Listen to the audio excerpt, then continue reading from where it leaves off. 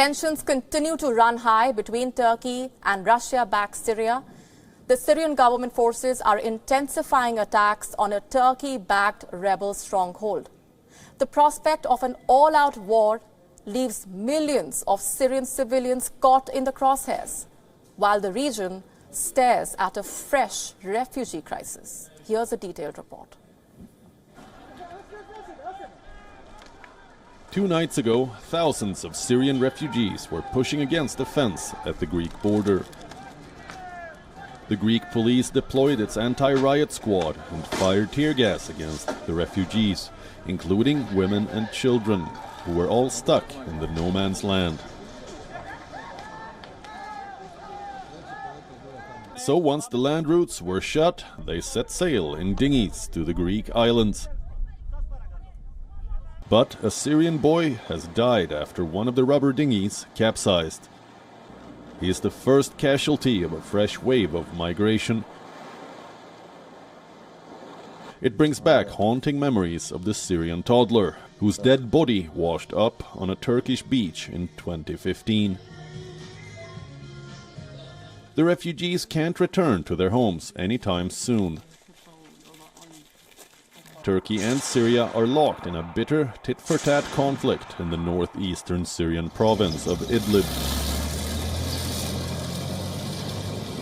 Amid heavy Russian bombardment, clashes are continuing between Syrian government forces and armed rebel groups in the province. Street battles in the key town of Sarakeb continue. Neither side is able to hold the city, but Bashar al-Assad has pledged to confront the flagrant Turkish aggression.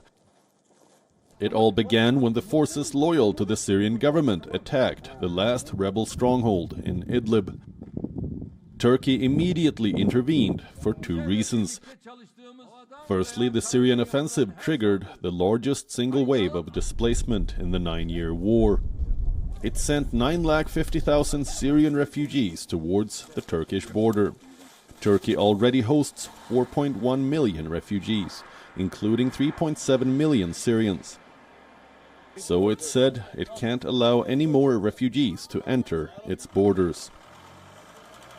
Secondly, Turkey backs some rebel groups in Syria, so it sent tanks and troops as reinforcement to counter the Syrian offensive. Idlib was designated a de-escalation zone in a 2018 agreement between Turkey and Russia, who back opposing sides.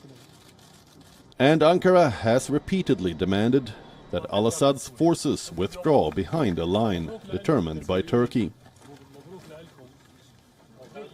Although Turkey showed restraint initially, it vowed revenge when Turkish soldiers were killed in a Syrian bombardment.